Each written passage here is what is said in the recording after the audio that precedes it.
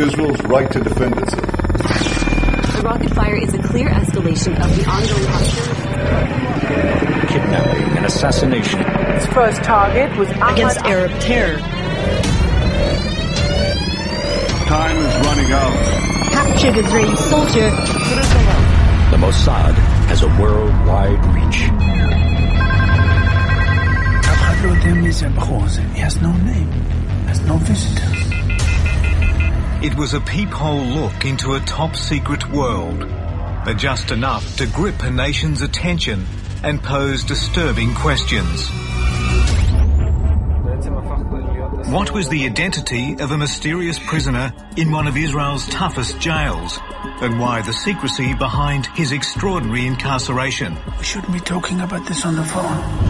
When the media began to ask questions, the state mobilized to push through one of the harshest and most punitive suppression orders conceivable.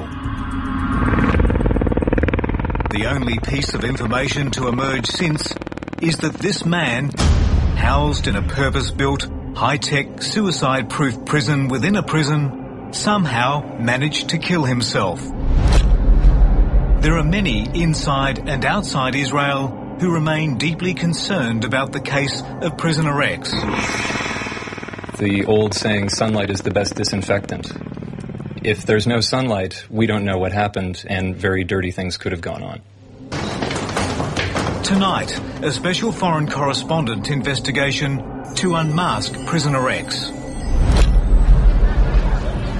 It's a story that cannot be told here in Israel, because the government has threatened to jail anyone who writes about it, anyone who talks about it. The courts have effectively shut down any discussion of this case, because they argue this is a case of national security.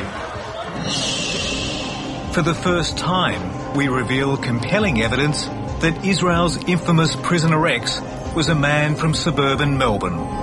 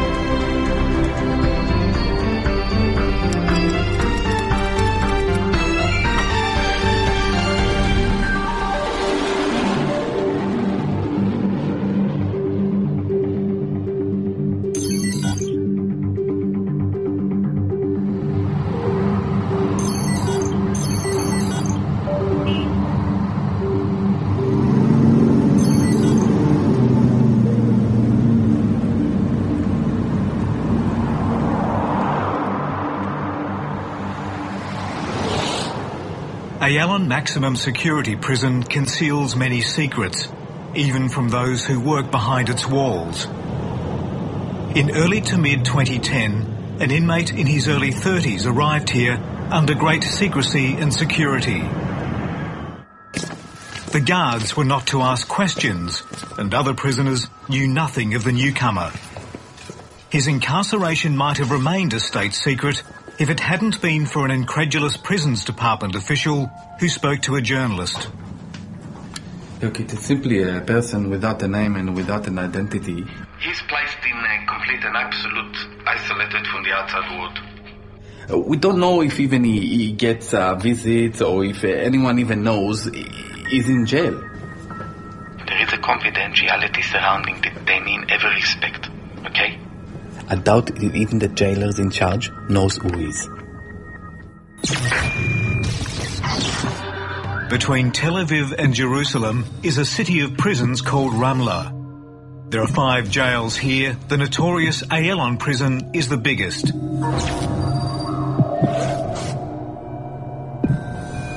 Detached from the main part of Ayalon is Wing 15, a jail within a jail, but containing just a single cell. With an array of high-tech features including CCTV, it was built to house the assassin of Israeli Prime Minister Yitzhak Rabin. But for several months in 2010, the identity of its occupant was a state secret. Look, There's too much confidentiality surrounding him, okay? It is scary that in 2010... a man in prison in Israel without us even knowing about it, okay? The prison official's account was picked up by online news service Ynet, and Israel's internal security force Shin Bet acted quickly to shut down the coverage. The reporter who ran the story was interrogated. When approached by foreign correspondent, he said he didn't want to get into any more trouble.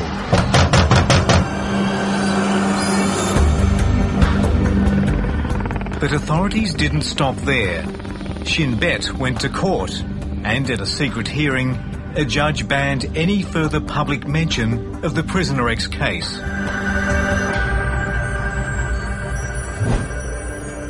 I tried a few contacts in Israel, but no one, it seemed, wanted to go near the case. And when I asked Israel's Association for Civil Rights exactly what couldn't be discussed, their chief legal counsel replied to me with just 3 words: the whole affair. Back in 2010, the association's Ben Zygier wrote to Israel's Attorney General about Prisoner X and received a letter back saying, "The current gag order is vital for preventing a serious breach of the state's security, so we cannot elaborate about this affair." Eventually I found someone from an international organisation who was prepared to talk. Bill Van Esveld is from Human Rights Watch. Israel and the Palestinian territories are his patch. There will always be a national security justification offered by a government for, some sort of bad treatment. You can almost expect it. It's not an excuse. You can never disappear somebody. That's just a very clear red line. You cannot create a secret facility. You cannot, take somebody and put them on the dark side of the moon and not expect to be called to account for it. But the intriguing mystery of Prisoner X would not go away, despite the heavy-handedness of the security services. One American blogger had a theory of his own, that this secret inmate was an Iranian general by the name of Ali Reza Asghari. He claimed the general had been kidnapped by Israel's overseas spy service, the Mossad. That theory went nowhere. Clearly it was super sensitive, otherwise, at least people in the detention facility would know about it. This is a center of attention. This part of the world has a lot of eyes on it. It's very difficult to keep a secret that well in this day and age. The mystery had now become a source of speculation in the international media. The elusive X is being held for unspecified crimes and confined in total seclusion within a private wing of the maximum security prison. Several websites have suggested that this may indicate that the man is being held on suspicion of espionage and is a serving agent of the Mossad, Israel's foreign intelligence service. The continued chatter drove Israel's security services back to the courts to reinforce the blanket suppression of the case. Foreign Correspondent has obtained details of a gag order issued in late June 2010 under the case name Israel versus John Doe. In it, Judge Hilla Gerstel of the Petah Tikva District Court bans any public mention or hint of Prisoner X, Mr. X, cell number 15 in Ayalon prison, the conditions there, or anything about being held in that cell. As an indication of how sensitive the issue was, the judge ruled that even mention of the existence of the order was prohibited. But with little to go on, the media coverage soon dried up, and the man in solitary confinement could have no contact with the outside world. The world could have no contact with him. I sought opinion from an Australian man who knows all about keeping state secrets. Warren Reid is a former spy, trained by Britain's MI6 he was a senior operative in the Middle East and Southeast Asia for Australia's overseas spy agency, ASIS. The degree of sanitisation of this gentleman, where he was put in Unit 15 in that prison, which was constructed only as one cell, and hermetically sealing him away in all human terms, even within the prison, from his society, his family. That suggests that it has to be something very, very touchy and very immediate. Otherwise, he wouldn't go to those lengths. As the Israeli government had hoped, little more was heard about prisoner X. Then, in December 2010, the Ynet news service that broke the original story carried a brief news flash. An inmate held in solitary confinement at Ayalon prison committed suicide by hanging in his cell 2 weeks ago. The warden team that noticed him took him down and tried to revive him, but in vain. He was taken to the prison clinic and was pronounced dead. The webpage was quickly pulled down by Israeli authorities. It was news they were desperately trying to suppress. Prisoner X had apparently killed himself in one of the most sophisticated, secure and reportedly suicide-proof facilities in Israel.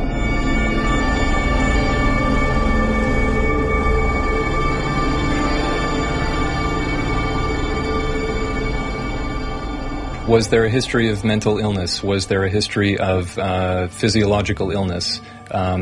Was this a result of what had happened to him in prison? Was he told that he would never get out? Was this a result of despair? I mean, it's all speculation now, but that's why you need the facts to be uncovered. That's why, the state should not be able to shroud things in secrecy, because anything could have happened. The person could have been murdered in custody. How could anybody hang themselves in that way?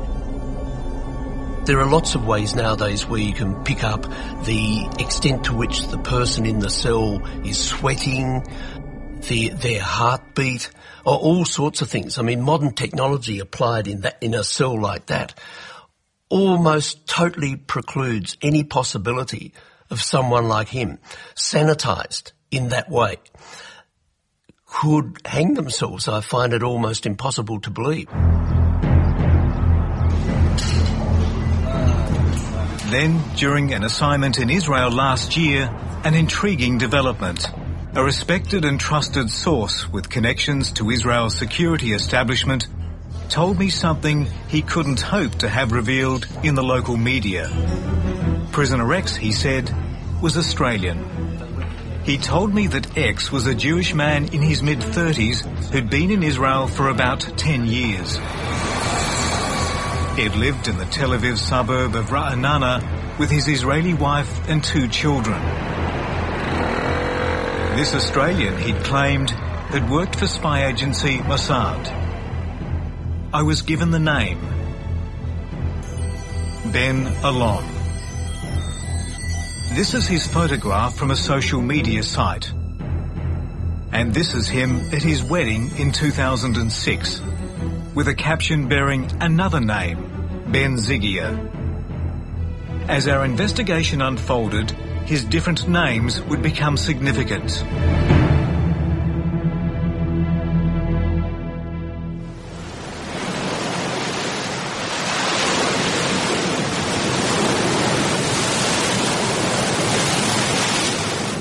So began what would become months of painstaking and often frustrating inquiry to verify my source's information.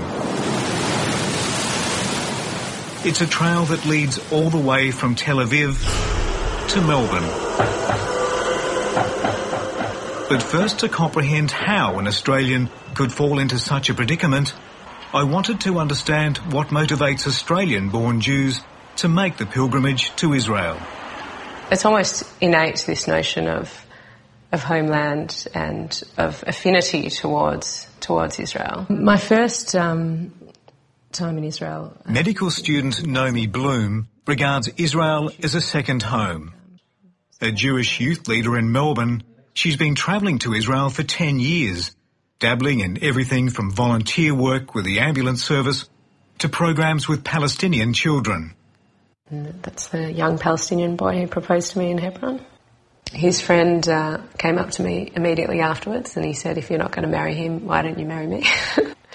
It was an excellent opportunity to contribute to Israeli society as well as learn about what was going on there. For me, it's because Israel is a central component of being Jewish. I wouldn't consider myself necessarily a religious person, but very strongly identify as a cultural Jew, and a huge part of Jewish history and Jewish culture has been centred on the notion of Judaism as a nationality, as in addition to it being a religion. Australian Jews, like others from the diaspora, are entitled to automatic Israeli citizenship and often become dual citizens. With that comes an obligation to serve in the Israeli military.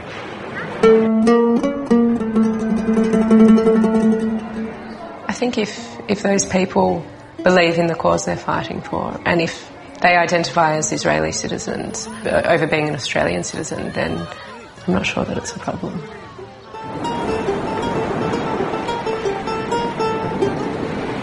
Israel's largest and most vibrant city, Tel Aviv, is a magnet for young Jewish men and women from around the world who come here by the thousands each year.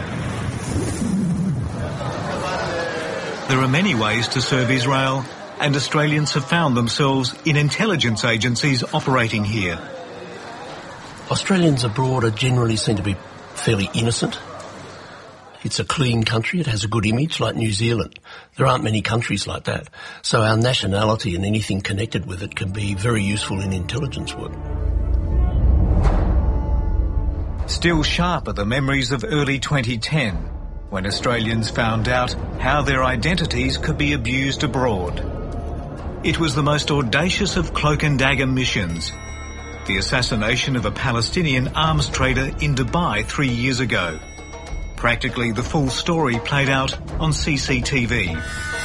But the greatest international outrage was that Mossad had used the identities of dual nationals living in Israel, including 4 Australians. The spy agency created new passports with photos of the hit squad members. This is not the first occasion where there has been misuse of an Australian passport by Israeli agencies. This was sanctioned by the State of Israel, and that's why we have responded in the way that we have, and why, in very many respects, we're distressed by it. It marked a frosty moment in relations between two countries that were friends, their intelligence agencies close as well. We can only get behind us if Israel conducts itself genuinely as a friend. Australia had expelled an Israeli diplomat. It was a mere spat.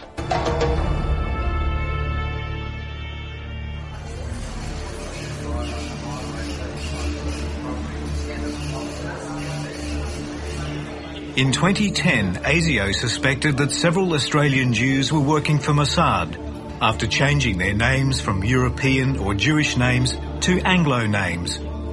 Then, with new Australian passports and Australian accents, they could travel freely in the Arab world and to places like Iran, to destinations where no Israeli could venture.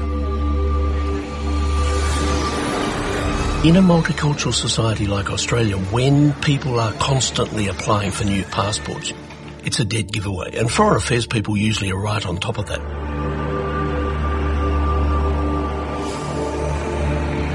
"12 years ago, Melbourne man Ben Zygier moved to Israel to start a new life and would change his name to Ben Alon. He would list his occupation as lawyer, but according to my principal contact, he worked for Mossad. My source told me something went dreadfully wrong in this man's spy career, and in early to mid-2010, Ben Zygier found himself in solitary confinement in Ayalon prison. For a Jewish person to be treated this way is really quite unusual. We can look at the apparent concern from the security services, but we can't say whether it was justified or not, because we don't know what happened. That's exactly the problem. Well, however the transgression came about, it would have to be involved with espionage, possibly treachery, but very, very sensitive information that, known to others, would pose an immediate threat to Israel as a nation state. But of course, with a case of this sensitivity, we really have to expect we'll probably never know. We've been unable to independently verify when Ben Zygier was jailed in 2010. But the timing of the reporting of prisoner X's suicide offers key correlation to what we do know. Of 2 prison suicides in December, only one was at Ayalon.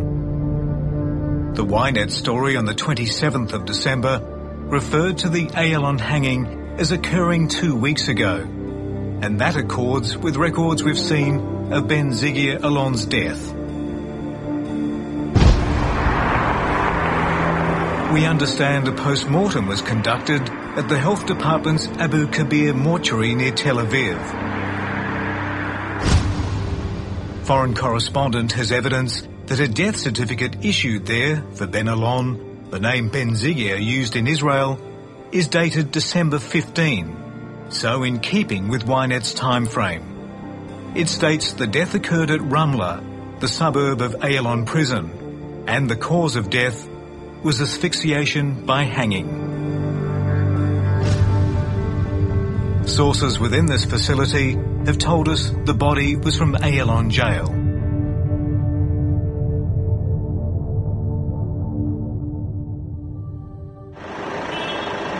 An Israeli organisation called Zaka arranged for the body to be flown to Melbourne.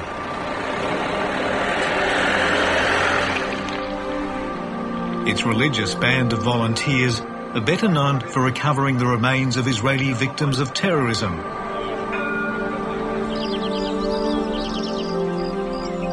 On the 22nd of December, Ben Zygier, aka Alon, was buried in a Jewish cemetery in suburban Springvale. The story of Ben Zygier raises many questions. Why was he jailed, and why the extraordinary cover-up by the Israeli government? What is this matter of national security? And what did Australian authorities know? When Ben Zygier died in that prison, what questions were asked by our diplomats, and what were they told? International protocols demand that when a foreign national is jailed or dies, their diplomatic mission must be informed. That is such a fundamental obligation, the obligation of one country to notify another when the other citizen has been arrested, detained, especially if they died. That is so basic that it's actually called customary law, which means that even if Israel didn't ratify a treaty saying it has to notify the other country, it still has to do so, because that is just such a basic norm of interstate relations. So what did the Australian Embassy in Tel Aviv know? Foreign correspondent lodged a Freedom of Information request to the Department of Foreign Affairs, asking for any documents relating to Ben Zygier, also known as Ben Alon. DFAT told us there were documents relating to his imprisonment and death, but we weren't entitled to see them because their release could have a substantial adverse impact on the proper and efficient conduct of consular operations. But curiously, in their response to me, DFAT referred constantly to a Mr. Allen. When I asked for clarification, a department official told me that Ben Zygier, also known as Ben Alon, also carried an Australian passport bearing the name Ben Allen.